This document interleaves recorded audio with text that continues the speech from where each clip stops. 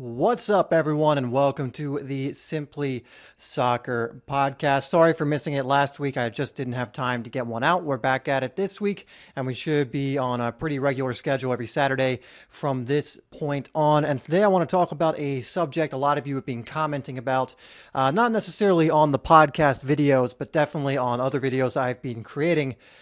I've been getting a lot of people, or at least a few people, who have been talking about something. And a few others who have been agreeing with them. So I want to kind of touch on that subject. I'm also going to touch on self-analysis and why it can be incredibly important and one of the most important things that you do. As a quick little kind of update and reminder, check out my other channel, Untapped Potential, which is brand new. The second video for that channel should be up by now, our first kind of mini book review. But if you're interested in self-development, becoming a better person, learning about different habits and routines and rituals and books and things like that are going to help you improve and tap into your potential, then make sure you visit the link I will have down below in the description, and I'll have down below in the comments. Another little update, be on the lookout. I'm actually going to be releasing a video course, a soccer course, in the next few weeks or within a month. And I want to just let you guys know first, since you guys are the ones who listen to this podcast and kind of, stick with it all the way to the end for the most part.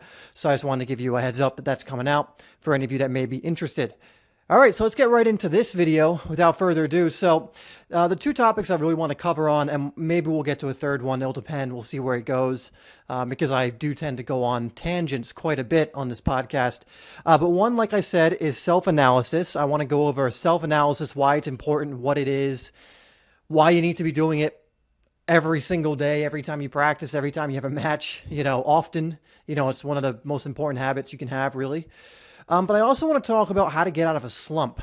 This is the thing a lot of players have been asking me about, and it seems to be a common theme where either a lot of players will tell me they just can't perform in matches and they're failing to do so. Or another thing I'll hear, players will tell me they'll have like one or two good games and then they'll go like a whole 5, 6, 7 games with poor performances where they don't play well at all, and how to essentially combat this inconsistency that a lot of players seem to have, where they have like one good game and then 6 bad games and then like maybe 2 good games and then like 4 average games or whatever. Obviously, that's not where you want to be, so we're going to touch on that a little later as well. So let's go over what self-analysis is, why it's so important, and why I recommend you do this often, because I think this is critical to your growth as a footballer. So being self-aware is kind of the first stage of this, and something that I think is incredibly important as well, because the first real step in change or improvement or becoming better is being self-aware. It's being able to recognize the mistakes you're making, the flaws, and also the things you're doing well, and to be completely honest about it to yourself, because I know we all know someone who completely denies things that they do because they don't want to face up to it. So maybe they make certain mistakes. Maybe they don't want to come to terms with their diet's bad. They're not working out enough. Maybe they don't practice. They can't do skill moves and they wonder why, but it's because they don't practice it enough. Something like this. So the first thing is you need to be self-aware. You need to analyze yourself and become aware of where you need improvements, what you're good at, because admitting you're good at something isn't being cocky or arrogant. It's just being honest. If you're good at shooting, for example, if I told you to put the ball into the bottom corner, you could do it 9 times out of 10, that probably means you're pretty good at finishing, right? So there's no need to deny that. So having the honesty to critique yourself and become aware of what you're good at, what needs work, and all that. So once you kind of have a baseline, so you kind of know in general what you have, what you're good at, what you're not good at, what needs work, and things like that, that's when you go off and you try and work on certain things, right? So the best thing you can do, I think, to figure out what you're good at and what you're not is take maybe like 5 or 6 of your games and analyze them. So after each game, if you're lucky enough to have someone record you, that's even better, because you can look back at the footage. If not, you can still do this. But let's say you don't, because I feel like most of you will not have someone who can record you. If you don't have someone to record your matches, you just need to reflect upon the match after the match, and you need to be honest with yourself and ask yourself, what did I do well? For example, was my dribbling really good? My control really good? I did this in certain situations. What did I not do well? And then you need to also go over what did work, because you may have tried something in it. You may have done it fine, but it may have not worked. And what did work?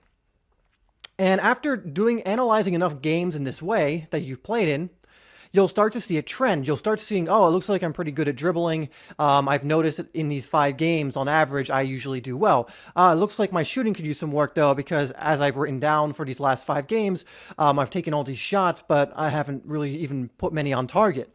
So you start kind of recognizing a common trend, a common pattern in the way you play, and that's how you'll basically determine what needs work and what doesn't. So that's kind of the first step.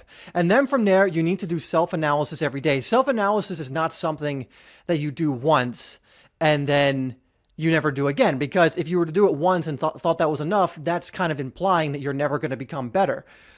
So, a week from now, you're going to be, you'll hopefully have made a little bit of progress, and you'll want to be analyzing yourself so that you can mark that progress or track it, or maybe you've regressed a little bit, which is, you don't want that to happen, but you need to be aware of it happening, because if you're not, you can't stop it. So that's the first thing. You need to be this really self-analytical type person. So there are many different ways you can do this. You can do this just for your matches, and you can even go as far as your practices. Every single day, I'm hoping you're practicing every single day in some capacity, but every single day, obviously, if you do it every single day, the faster you will learn about what you're good at and what you're not, what needs work and all that. So the more you do this, obviously, the better at it you'll get. But every single day, you can analyze your practices after you've practiced. It doesn't have to take long. Take 10 minutes to analyze it. Write it down in a journal, maybe. If you have a journal where you keep track of your practices, that's even better. And simply be completely honest with yourself. That's the important part. You can't sugarcoat anything. And when I say be honest with yourself, I don't mean you then have to be super critical on yourself. I just mean you have to be honest. So if you did something well, you can say that. You don't have to be like, well, that was okay. If it was good, say it's good. If it was bad, you say it's bad. Being non-biased and not and being critical also means admitting when you've done something right and done something good. Okay, so be completely honest. It's just most people tend to shy away from admitting they do something wrong, or there's the other end of the spectrum where people think they can't do anything right. Usually, it's very hard to find someone in the middle, which is where you want to be, someone who's just completely honest with themselves. So be as honest as you can. And just go over from your practice, I did shooting training today maybe, and go over how well you did, how confident you felt. Did you feel like you did well? Go over maybe you tried practicing curling it into the far post and it wasn't going well. Why was it not going well? Do you need to tweak something? Do you need to try something? Do you need to look something up? And again, as you start analyzing more and more and more, you'll start to see common themes. And these common themes will dictate what you're going to practice. So for example, if my finishing is just poor in matches, I probably need to start scheduling some more finishing training or maybe mental training to help me, after I identify why I'm missing so many chances, I then will create practices to combat that and deal with it. Okay. So that's how you want to be self-analytical with your practice. Now, you can be self-analytical in other ways. For example, every single week on Sunday, I will do a review day where I'll go over the week and go over what did I accomplish? Did I accomplish what I said I would? How did this week go? What did I do well? What did I not do well? Was there anything I said I would do but didn't? So you can do in general this as well. But I mean, for now, you can stick with the soccer self-analysis. But just start getting in the habit of this because, again, this is going to be super important for your growth as a player because you can't rely on coaches to do this for you. You can't rely on this just magically happening. The more you analyze yourself and the more frequently you do it, the more you'll learn about your game. And you're going to start I'm telling you, you're going to start picking up on things you would not have noticed. You're going to start picking up on even little things that if you were to change them would improve your game probably massively. That's how important it can be. I'm not saying this is necessarily the case, but this can happen. So this is why you want to be self-analyzing quite often and being very honest. That's the really important part. Okay. So that's where I'll leave it for self-analysis. So just remember, you want to be doing this. It's incredibly important. The real key to this is to be completely honest and blunt with yourself. If you sugarcoat it or you disguise it or you veil it, or you pretend you're good at something you're not hurting anyone else. You're hurting yourself because now you're not going to work on that area and it's going to remain a weakness, right? So I mean, you're not fooling, you can fool everybody and they can maybe think you're good at something, but in reality, if you're lying to yourself, it doesn't matter. You're not going to get any better. Okay. So that's self-analysis. So let's go over the other thing I want to talk about, which is essentially inconsistency, because a lot of players have been asking me, and I've made videos on this, guys, by the way, if you look back at some of my older videos, because a lot of you have also said that a lot of you have told me that you're good in practice, like you're really good when you play in practice, in your team trainings and things like that, or individual practices, and then you just can't do it in games. It's a similar problem, I think. And then some of you, of course, have told me, like, you'll have one great game, like that game where you just stand out and you did everything right and you did what you know you could do, but then you'll have 5 games where you just, for whatever reason, you can't repeat that. You can't do it. So obviously the problem here is a problem of consistency, because this is like textbook inconsistency, having one good performance and then like 2, 3, 4 bad performances. The best players in the world are the most consistent. Like when Lionel Messi steps on the pitch for Barcelona, it's almost guaranteed that he's going to make a difference in a positive way because he's so consistent. Same with Ronaldo for Real Madrid. You can look at Hazard for Chelsea. You can look at many other players. Usually when they play, it's more rare for them to have a bad game than a good game. And that's obviously the level you want to be at. So what that, you become a player who's reliable. You become that player who your team looks to make things happen, who your team goes, well, when we're in times of trouble, when we're losing, or when we need someone to step up, we'll pass it to you. So that's what we're striving for. So I find that the problem of only being able to play well in practice and not matches, and the problem of only playing well once in every 5 games is a very similar problem. And it is 100% a mental problem, because the fact that you're able to have like a man of the match performance in that one game and you're not able to do it in 5 after that really speaks to the fact that it is a mental problem, because you have the ability to be the best player on the pitch, especially for those of you who have that one great game where everything just comes together and you do everything right and you're just moving in the right direction. You obviously have the ability, because you would never be able to have that game in the first place if you did not have the ability. It's within you. You have it. You probably are a very good player. It's just the mental side that's holding you back. And there's a reason in many videos I go over the importance of the mental side, the importance of confidence, the importance of using a tool like visualization to help you with confidence and to help you with your performances. Self-analysis is part of the mental side as well. There's a reason I go on about these things, and I know I say this all the time, but it's super important. I think the mental side of the game is at least 50% of the battle of becoming a better player. And you can see many famous players saying this as well. Zlatan Ibrahimovic actually said this in an interview.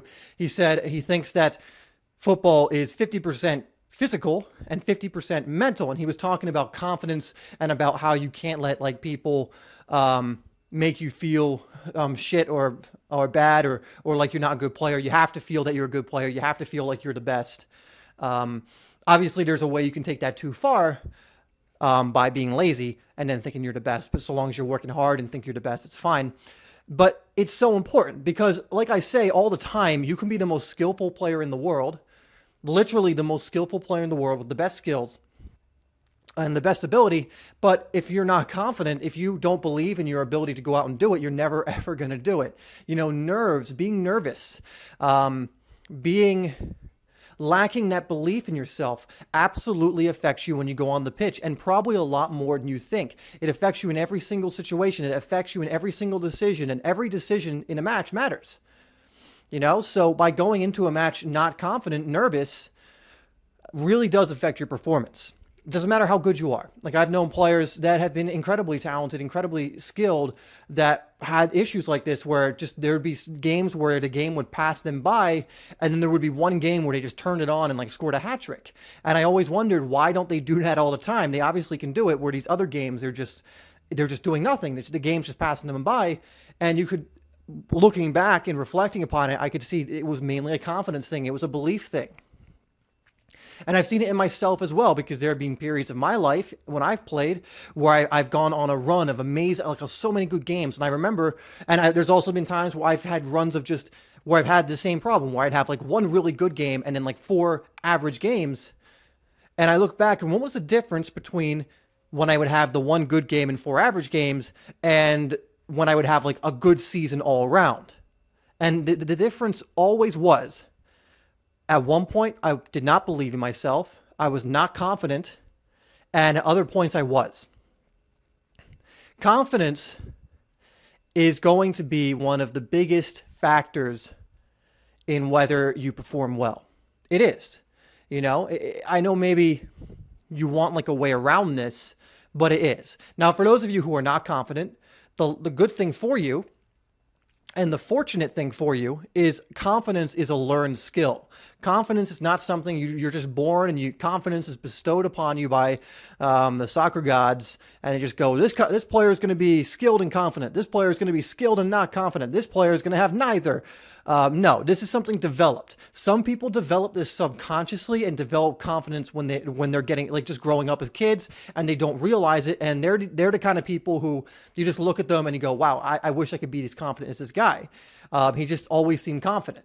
It wasn't the case. He was subconsciously learning it probably through the environment he grew up in. He may have had a good influence, like a confident person he looked up to and taught him things and things of this nature.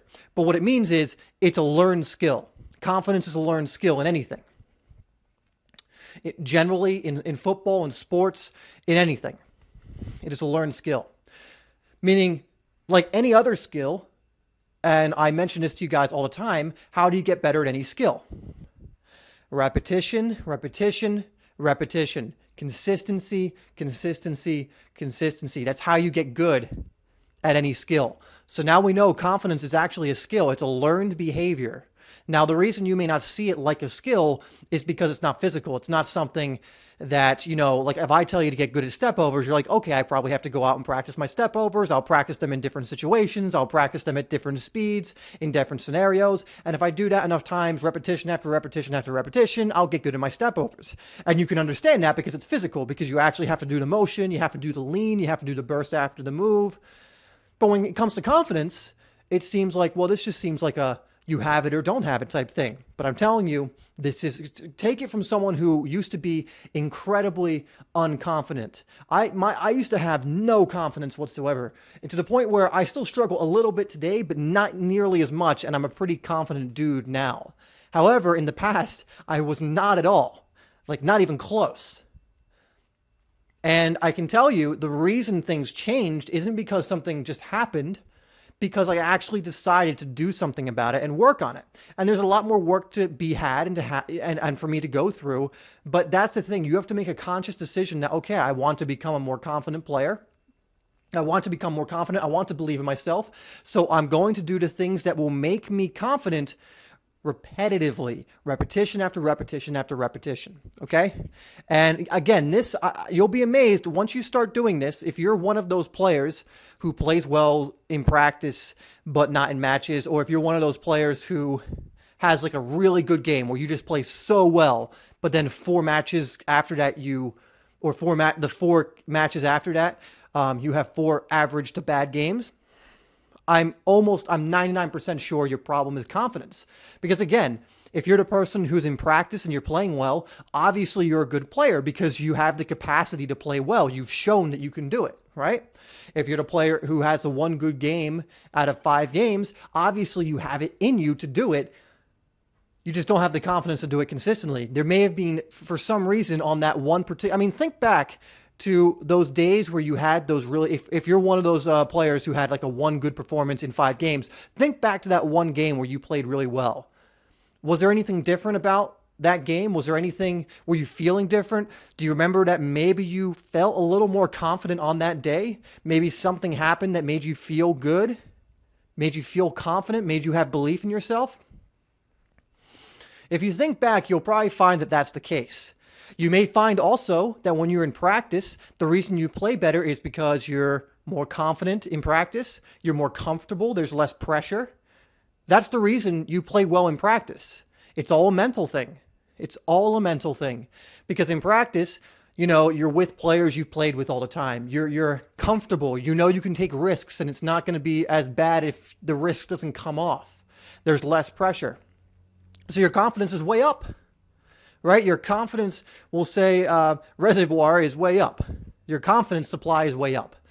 In that one game out of 5 you played well, your confidence was probably way up compared to being low at other times. You know what that means is certain things will make you confident. Maybe you didn't realize it, but you subconsciously and unconsciously became confident in those games or in practice. You didn't know why. It just was the case. So now we need to start doing whatever it is that makes you confident in your practice, makes you confident in those every now and then games, and apply that and start doing those things before every game, before every practice, or whatever you need to do. So I'll tell you one thing that helped me.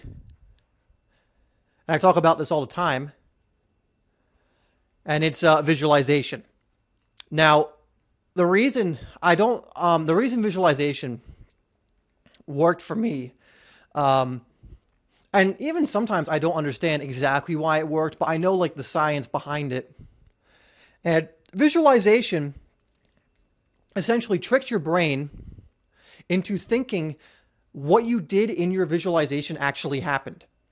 Now, what are the implications of that? What that means is if you visualize enough and you visualize yourself playing perfectly, your mind is going to think that that actually happened. And you do that enough times, your mind is going to be accustomed to you playing very well in your mind. But it thinks it's reality. So you start to become more confident because your mind's like, oh, we've done this before.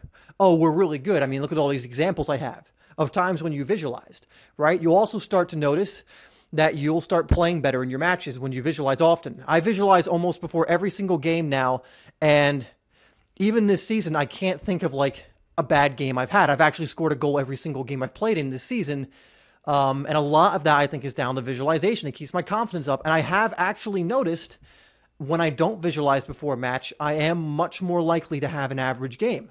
Now, that's not like a self-fulfilling prophecy. I'll notice like after the match, I'll be like, did I forget to visualize? I did. So there definitely, at least for me, was a difference. And there are many people who have come to me who have told me that they've used visualization as a tool that has helped them feel much more confident. There are so many tools out there that can help you with this area. For any of you who feel or are experiencing that you're doing well in practice, but not matches, who are playing a game and you're like the superstar in that game, like you're just a completely different player, you're out of this world, but then 5 games later, you've had, 5 poor games after that. You need to have these tools in place, right? You need to have the systems in place that make you confident. You can't just expect that it's going to fall out of the sky or you're magically sometimes going to be confident. Why would you leave it up to chance? Make yourself confident. Do things like visualization, which will allow you to be confident, which will help this. And you have to also remember, you have to stick with it. I've been doing visualization for a very long time. So it's something that I've become much better at over time. You can't just do this. I mean, I've had players who are like, yeah, I tried visualization, but it didn't work. And then I'll ask, how many times did you try? Yeah, I just tried it before my last game. Well, of course, what did you expect? A magic pill? Did you expect that you would take this magic visualization like medicine and you would just automatically become Ronaldo? No. Like I said, repetition, repetition, repetition. The more you do it, the better you'll become, the better your confidence will become. You have to stick with these things. And you can say you don't want to do that much work and you don't want to have to wait that long, but there is no other way. You have to understand. You either prolong yourself getting confident, or you do what you do now, and so that later down the line, you are a much more confident player. So for any of you who have been having those problems of playing well in practice and not matches, or playing well in some games but not most games, I implore you to find some ways to make yourself confident. I've given you one, visualization. Another thing is, again, analyze why you're so confident in your practices. Analyze why you're so confident in those certain games, but not others. And make it so that the same things happen before every other game, right? Maybe there was something, I don't know what you did that before a game that made you more confident. Maybe you did certain habits. Maybe there was a certain exercise you did the night before. Maybe, I don't know what it is. Maybe you ate something, There's a lot of reasons why a lot of soccer players have their pregame rituals, that seems superstitious, because it's a pattern and it's something that gets them into the zone and makes them confident. Some players will do something as silly as put a certain boot on deliberately before the other. There's a reason they have these certain rituals, and there's actually a science behind this. So if you have to do something like that, do that. Okay? And don't fight it. Don't worry about having these certain systems in place. They're there to help you. You have these tools at your disposal to help you. Okay? So that pretty much covers that. I really, again, if you're one of those players who is having trouble in that manner, please do this. I mean, again, you can either decide today that you're going to work on this area so that you can be confident tomorrow, or you can decide it's too hard and never be confident, because you just won't be unless you start doing something about it. And if you're someone who isn't currently confident, this is something I had to learn, and I wish I had learned when I was like 11 or 12 or something, because, you know, a lot of things may have been different. Okay, so learn this as soon as you can, get started as soon as you can. No time like the present, all that fun stuff, and that'll be it. Okay, so I'm going to stop it there. A bit of a shorter podcast today. We are at 25-ish minutes. So guys, just to end it, please make sure you check out Untapped Potential. I want to try and get as many of you on there as possible, because there's going to be a lot of cool stuff on there in the future, especially if you guys are into self-development and becoming better at many things and just becoming, you know, a better person. It's the place for you to be. So go check that out. I have 2 videos on that channel right now. I'm releasing 1 video a week currently, but that may change to 2 videos a week depending on how much time I can invest in it. So make sure you check that out. Remember, I am having a product coming out for SimplySoccer finally. This one is taking me a long time to create. I'm very happy with it.